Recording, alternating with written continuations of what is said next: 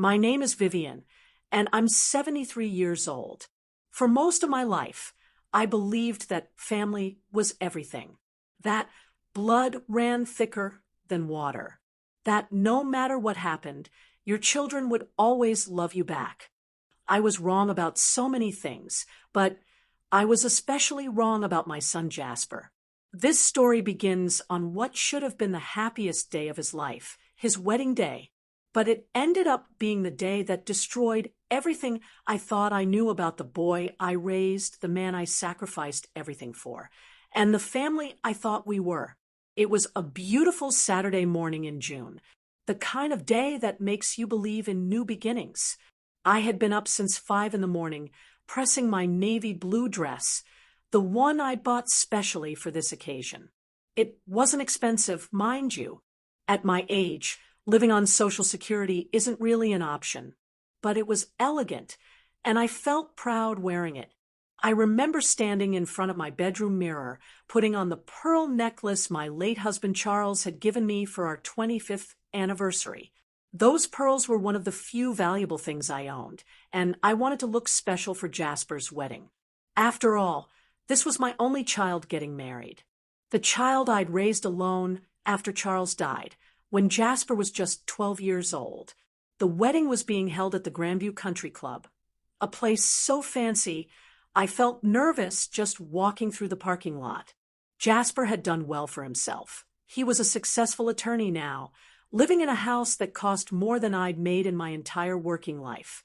His bride, Celeste, came from money, old money, the kind of family that had country club memberships passed down through generations.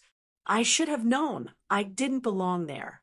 The signs were all around me, but I was too blinded by a mother's love to see them. When I walked into the bridal suite to see Celeste before the ceremony, she barely looked up from her mirror. The room was filled with her bridesmaids, all young, beautiful women in expensive dresses, drinking champagne that probably cost more than my monthly grocery budget. "Hello, Celeste," I said softly. "You look absolutely beautiful, dear." She glanced at me in the mirror, her eyes scanning my dress, my simple pearl necklace, my carefully styled gray hair. "Oh, hello, Mrs. Hartford," she said, her voice polite but cold. "Thank you." One of her bridesmaids whispered something to another, and they both giggled. I pretended not to notice, but my cheeks burned with embarrassment. I didn't belong in this world of wealth and privilege, and they all knew it. I excused myself and went to find Jasper. He was in the groom's suite with his groomsmen, all men in expensive suits, talking about stocks and golf courses. When I knocked on the door, Jasper came out into the hallway. "Mom," he said, giving me a quick hug. But even his embrace felt different somehow.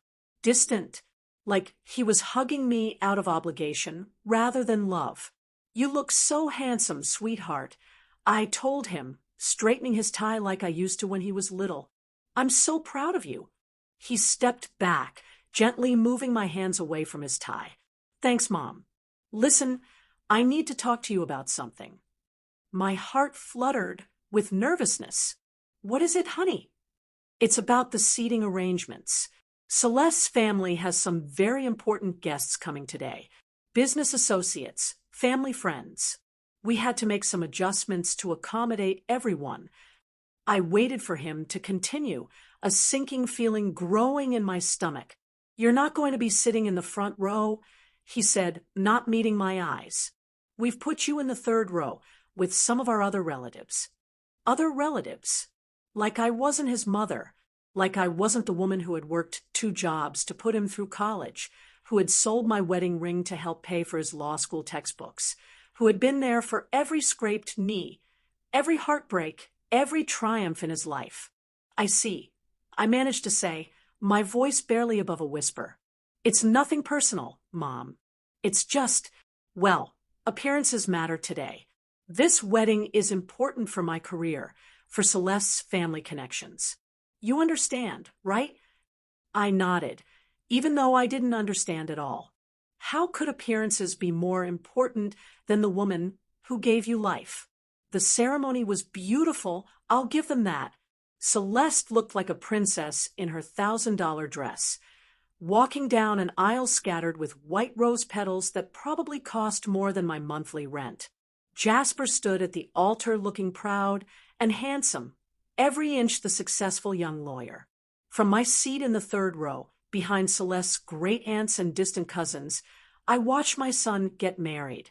I tried to catch his eye during the ceremony, but he never looked my way. Not once.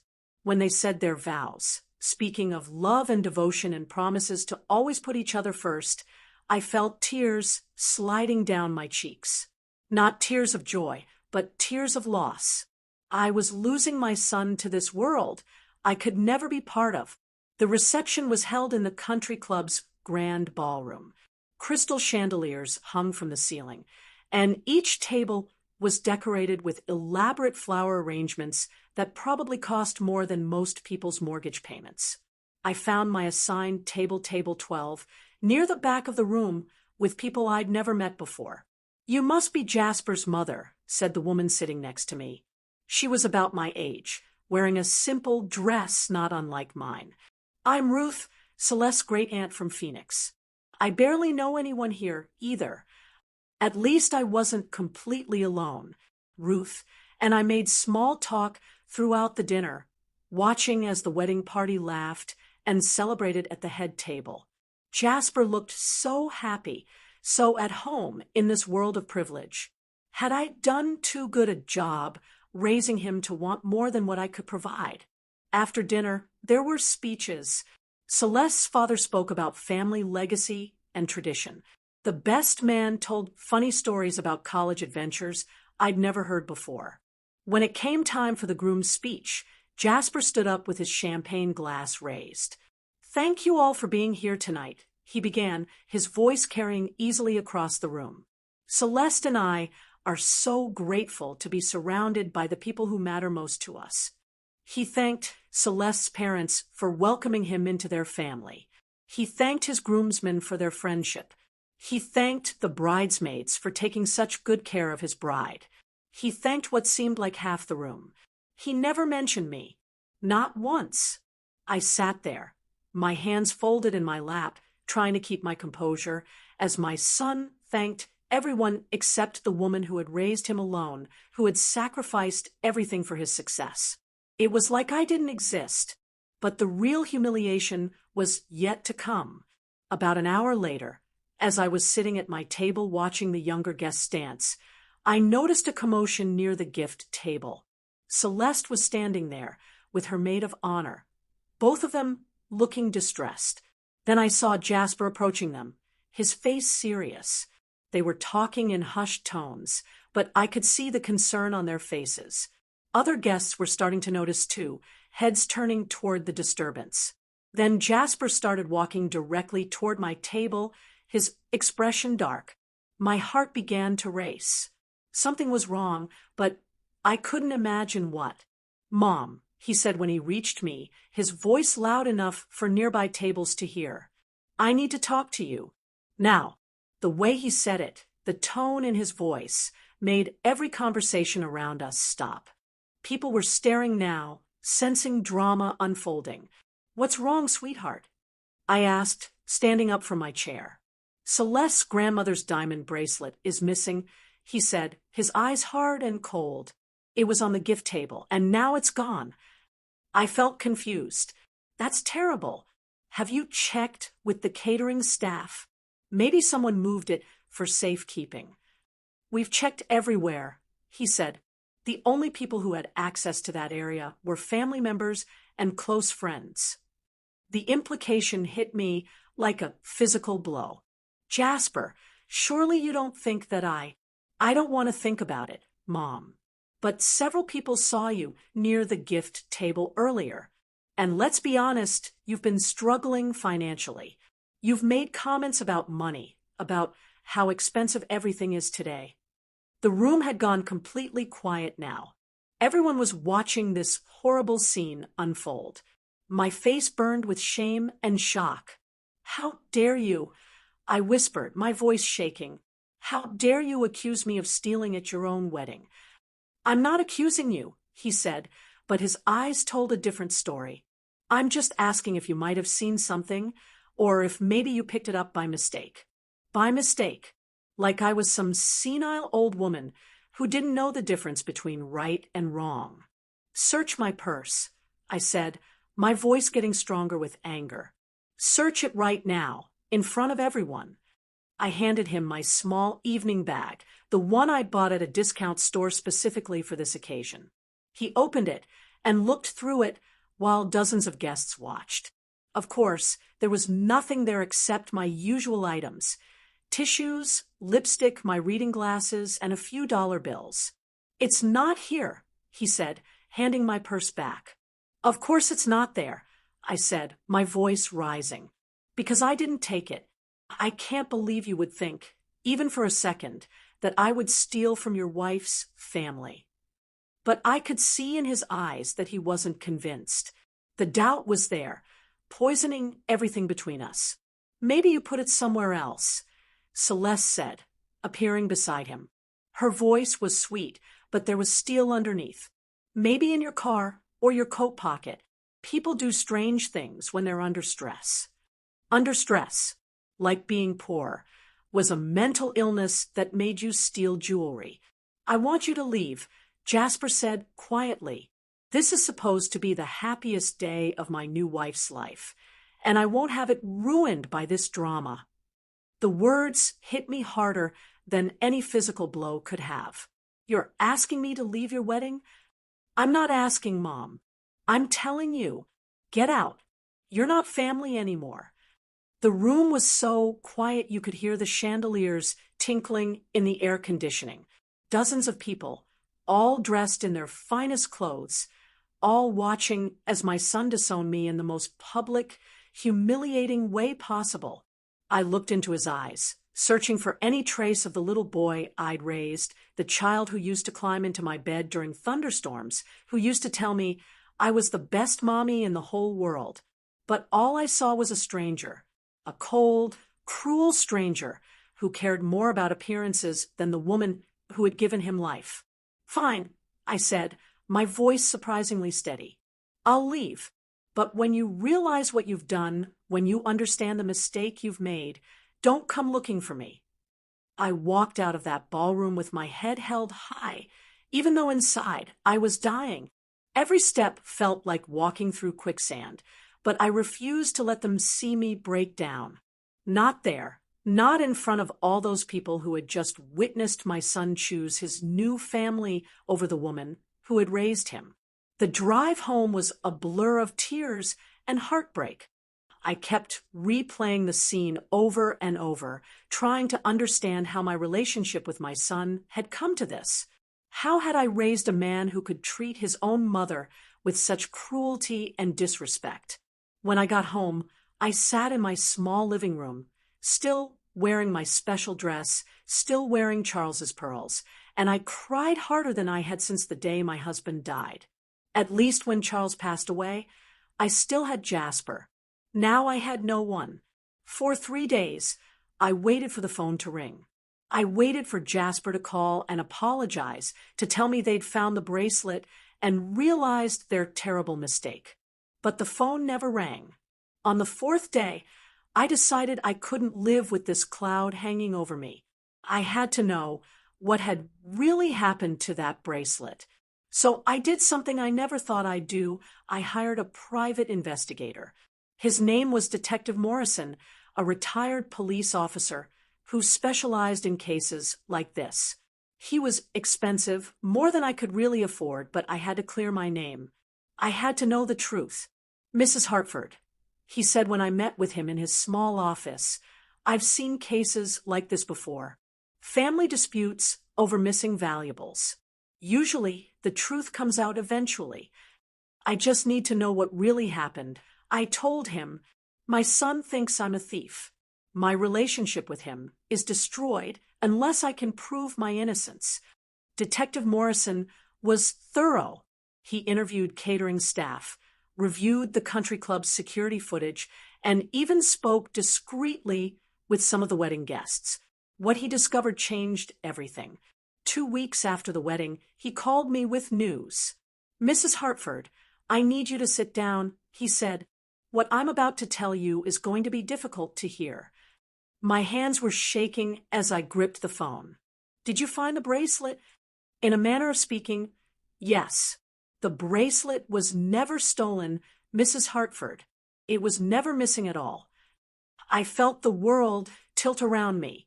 "What do you mean?" "According to my investigation, the bracelet was safely in Celeste's possession the entire time. She had taken it earlier in the evening and put it in her bridal suite for safekeeping. She knew exactly where it was. The room started spinning. But then why did they accuse me? Why did they make such a scene?" "That's where it gets complicated," Detective Morrison said gently. "I interviewed several of the bridesmaids, and eventually one of them told me the truth. The whole thing was planned, Mrs. Hartford. Celeste wanted you gone from the wedding, and she convinced your son that creating a scene about the missing bracelet would be the easiest way to get rid of you. I couldn't breathe. Planned. She felt you didn't fit in with their social circle. She was embarrassed by your background, your financial situation. She wanted you out of their lives, and she manipulated your son into believing you were a thief. The betrayal cut deeper than I ever thought possible. It was one thing to be falsely accused, but to know it was deliberate, calculated, it was monstrous. What about Jasper?" I whispered. "Did he know?" "From what I can determine, he believed his wife's story at first. But Mrs. Hartford, there's something else you need to know." I braced myself for more devastating news. "Your son found out the truth 3 days after the wedding. Celeste confessed to him when he kept pushing about the police investigation. He's known for 2 weeks that you were innocent. 2 weeks. He'd known I was innocent for 2 weeks, and he'd never called, never apologized, never tried to make things right. There's more," Detective Morrison continued. "I have it on good authority that Celeste has been pressuring him to cut ties with you completely. She wants him to change his phone number, move to a different city, and start fresh without any connection to his past. She sees you as an embarrassment to their new life." I hung up the phone in a daze.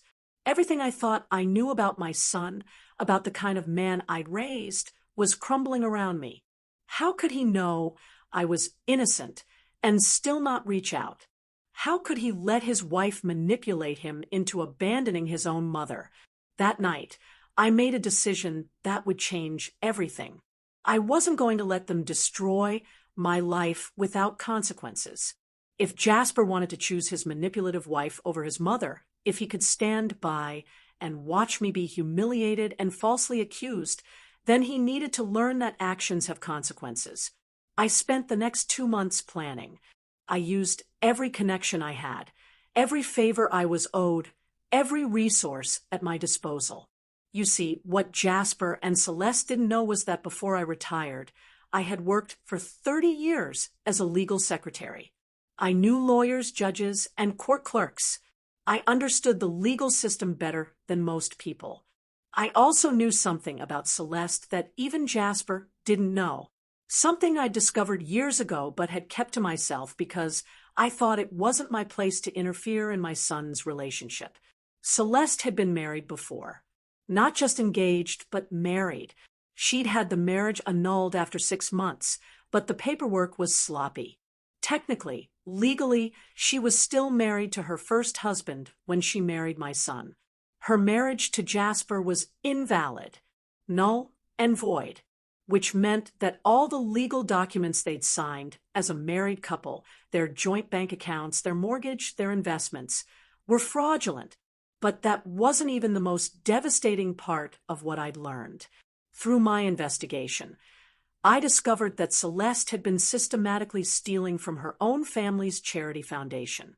Small amounts at first, but over the past 2 years, she'd embezzled nearly $200,000. She'd been using the money to fund her expensive lifestyle, her designer clothes, her jewelry. The irony wasn't lost on me. She'd accused me of theft while she was stealing hundreds of thousands of dollars from a charity that helped underprivileged children. I had a choice to make. I could take this information to the authorities and destroy both of them, or I could use it as leverage to get my son back. The decision was easier than it should have been. 3 months after the wedding, I finally made contact with Jasper. Not a phone call or a letter, but through his law firm. I had Detective Morrison deliver a package to his office with copies of all the evidence I'd gathered. The package included proof of Celeste's previous marriage, documentation of her embezzlement, and a recording of her bridesmaid confessing to the planned setup at the wedding. I also included a simple note. Dear Jasper, I raised you to be better than this. You have 48 hours to make this right, or this information goes to the police, the State Bar Association, and every newspaper in the city. Your choice. Love, Mom. He called me that evening. His voice was shaking when I answered the phone. Mom, he said, and I could hear tears in his voice. I'm so sorry. I'm so incredibly sorry. Are you sorry because you hurt me? Or are you sorry because you got caught? I asked. There was a long pause. Both, he said honestly. I knew the truth about the bracelet, and I still didn't call you. I was a coward. Celeste kept saying that reaching out to you would just make things worse, that we should let sleeping dogs lie. But I knew it was wrong. I knew I was wrong. What are you going to do about it? I asked. I'm leaving her, he said without hesitation. I've already filed for divorce. Well, actually for an annulment, since apparently we were never legally married to begin with. I can't believe I married someone who could be so cruel to my own mother. It should have felt like victory, but instead, I just felt empty. And the embezzlement. I'm turning her into the authorities tomorrow.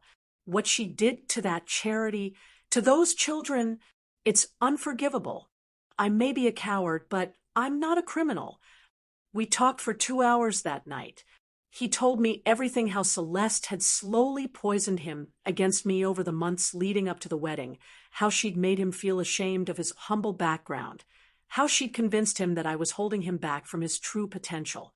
He cried as he described the wedding night, how Celeste had laughed about the scene she created, how she'd called me pathetic and worthless. He cried as he realized how completely she'd manipulated him, how he'd betrayed the one person who had always loved him unconditionally. But crying wasn't enough. Words weren't enough. Some betrayals cut too deep for simple apologies to heal. I want to make this right, Mom. He said, tell me how to make this right. You can't, I told him simply. Some things can't be fixed with words or money or good intentions. You chose her over me, Jasper. You stood by and watched her destroy me, and even after you knew the truth, you did nothing. That's not something I can just forgive and forget. Please, he begged. I'll do anything. I'll quit my job. I'll move back home. I'll take care of you. Just please don't give up on me. But I'd already given up on him. The moment he'd looked me in the eye at his wedding and told me I wasn't family anymore, something inside me had died. You can't kill a mother's love and then expect it to come back to life just because you've changed your mind. The next day, Celeste was arrested for embezzlement. The scandal made the front page of the local newspaper. Her family's reputation was destroyed overnight. The charity she'd stolen from pressed full charges, and she was looking at serious prison time. Jasper's law firm quietly asked him to resign. Being associated with the scandal, even as a victim, was bad for their image. He lost his job, his wife, his reputation, and his future, all in the span of a week. He called me every day for months, begging for forgiveness, asking for another chance. He sent flowers, letters, and gifts. He showed up at my house crying, pleading with me to let him back into my life. But every time I looked at him, all I could see was that moment at his wedding when he'd chosen appearances over love, when he'd chosen a manipulative woman over the mother who had sacrificed everything for him. Some betrayals are too deep, too fundamental to forgive. When your own child looks you in the eye and tells you that you're not family anymore, when they choose cruelty over compassion, when they care more about what strangers think than about the woman who raised them, that's not a mistake. That's a character flaw so deep it changes who they are as a person. 6 months after the wedding, I made the hardest decision of my life. I sold my house and moved across the country to live near my sister in Oregon. I changed my phone number and didn't give it to Jasper. I started over at 73 years old, building a new life without the son who had broken my heart. It's been 2 years now since that terrible wedding day. I've heard through mutual acquaintances that Jasper has struggled to rebuild his life. He's working at a smaller law firm for half his previous salary. He's alone, having learned the hard way that when you choose the wrong person over the right ones, you often end up with no one at all. Sometimes I wonder if I was too harsh. Sometimes I think about picking up the phone and calling him, giving him the second chance he's been begging for. But then I remember the look in his eyes when he accused me of theft, the coldness in his voice when he told me I wasn't family anymore. And I remember something else, the way Celeste had smiled at me from across that ballroom as I walked out in shame. She'd gotten exactly what she wanted. She'd succeeded in destroying the relationship between a mother and son, even if it ultimately destroyed her too. The truth is, I could forgive Jasper for being manipulated. I could forgive him for being weak, for being influenced by a woman who claimed to love him. What I can't forgive is that when he learned the truth, when he discovered that I was innocent and that his wife had deliberately framed me, he still didn't fight for me. He still chose her comfort over my pain. A mother's love is supposed to be unconditional, but even the deepest love has limits. When your child shows you that they're capable of cruelty, when they prove that their love comes with conditions and requirements, when they demonstrate that they're willing to sacrifice you for their own convenience, that changes everything. Last week, I received a letter from Jasper. Not an email or a text, but an actual handwritten letter.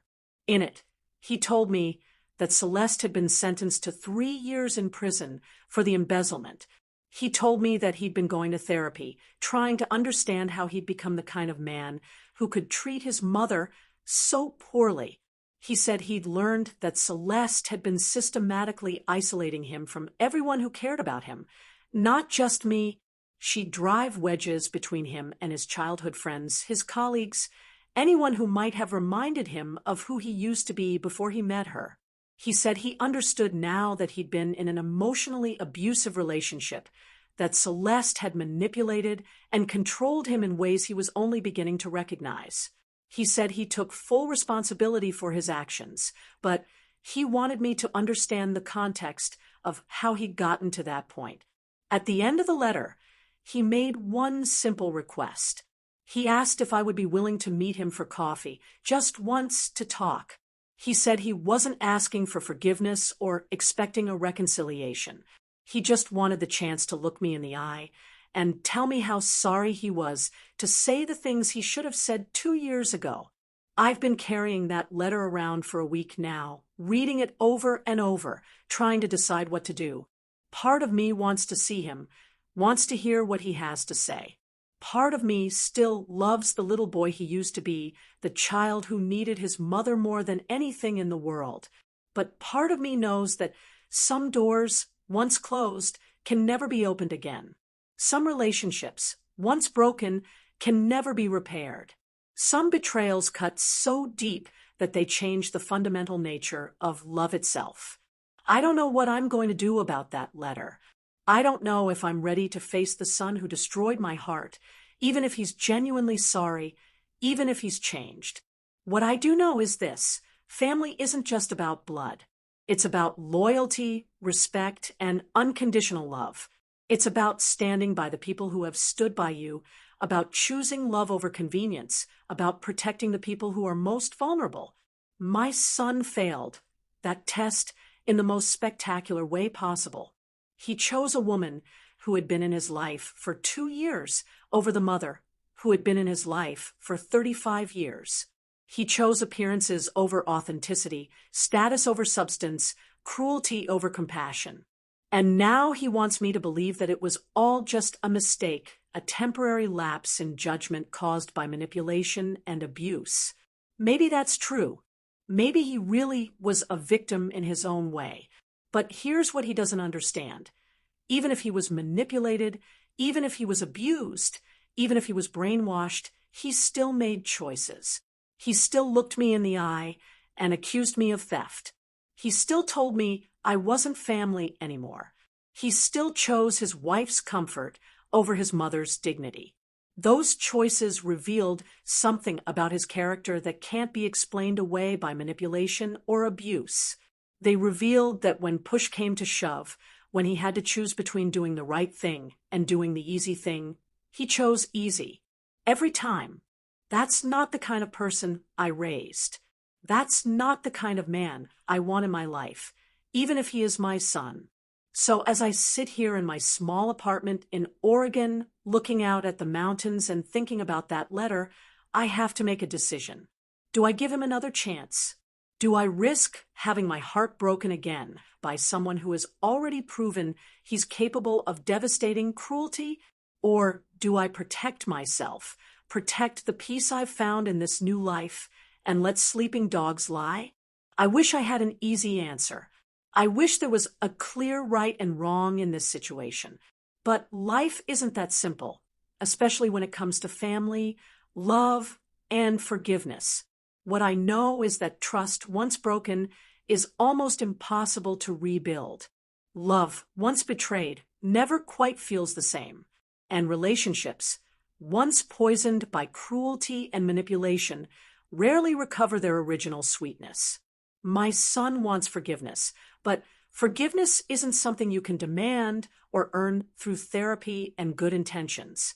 Forgiveness is a gift that has to be freely given, and right now, I'm not sure I have that gift to give. Maybe someday I will.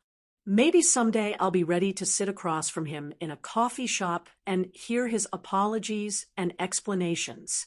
Maybe someday I'll be strong enough to risk letting him back into my heart. But that day isn't today. And honestly, I'm not sure it will ever come. Because some betrayals are too deep, too fundamental, too revealing of character to ever fully forgive. And sometimes the most loving thing you can do is to let go of the people who have proven they don't deserve your love, even if one of those people is your own child. That's the hardest lesson I've learned in my 73 years of life. Sometimes love isn't enough. Sometimes even a mother's love has to have limits. Sometimes the people we love the most are the ones capable of hurting us the deepest.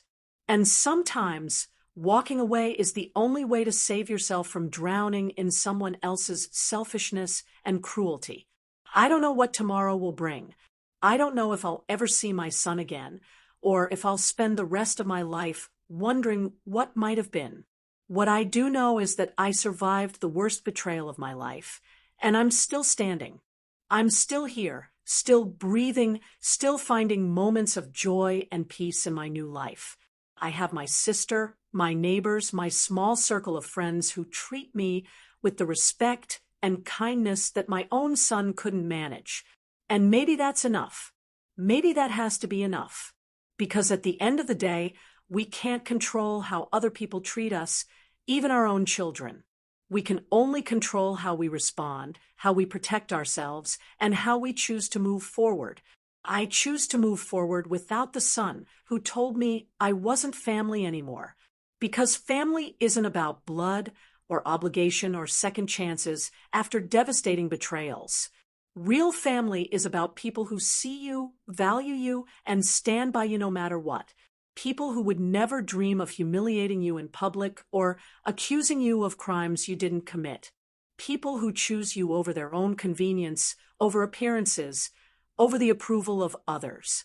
I thought I had that kind of family with Jasper. I was wrong. But I've learned that it's better to be alone with your dignity intact than to be with people who treat you as disposable. That's the lesson I'll carry with me for whatever time I have left in this world. And maybe, just maybe, it's a lesson worth sharing with other mothers who have given everything to children who took it all for granted. Because we deserve better. We all deserve better than sons who tell us we're not family anymore, than children who choose cruelty over compassion, than relationships built on conditions and requirements rather than unconditional love. We deserve to be valued, respected, and cherished by the people we've loved and sacrificed for our entire lives. And if they can't give us that basic respect, then maybe it's time to find people who can.